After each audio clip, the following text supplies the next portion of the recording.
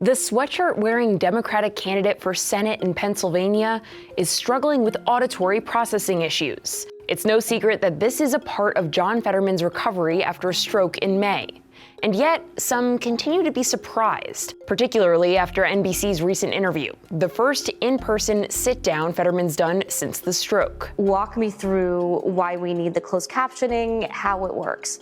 Yeah, it's really just how things happen, because I sometimes will hear things in a way that's not perfectly clear, so I use captioning. The reporter, Dasha Burns, followed up with this account of the experience. In small talk before the interview, without captioning, it wasn't clear he was understanding our conversation. For that, Burns was criticized. I don't know if she has only ever cavorted around with angelic beings who are perfectly fit in body and mind, but I'm gonna blow her mind right now. There are people who can't hear even as well as him. There's a variety of disabilities. Well, they're not that fit to doesn't serve. mean that They're not fit to serve, according to Dasha Burns. I actually thought it was inappropriate that she said during small talk before our interview. Maybe she's bad at small talk. Maybe it was her. Maybe it's her. Burns reported her observations and raised questions about whether he'd be fit to serve.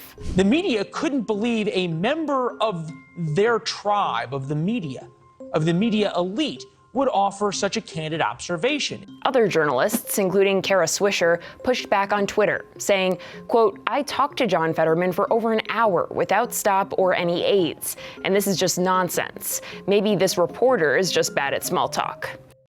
Fetterman has been open about his challenge. He's cited it as the reason why he waited to debate Dr. Oz. And there is expecting to have a full recovery over the next several months, too.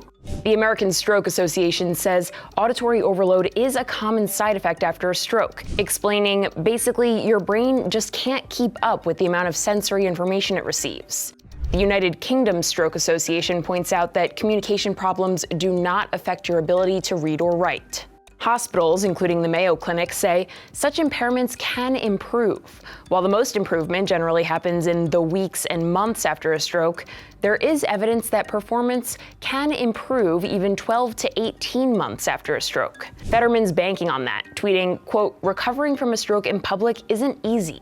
In January, I'm going to be much better, and Dr. Oz will still be a fraud." Of course, the midterms are just a few weeks away, and voters need to make decisions. Evidently, Burns took that context into consideration with her story, pursuing the questions that some undoubtedly have had about the candidate they could be voting for. The Society of Professional Journalists Code of Ethics states the public is entitled to as much information as possible to judge the reliability and motivations of sources. John Fetterman is a source in NBC's midterms coverage. Burns provided information about him to help voters decide how reliable he is. Now, should his disability matter in a Senate race? That's for you to decide. Let me know what you think.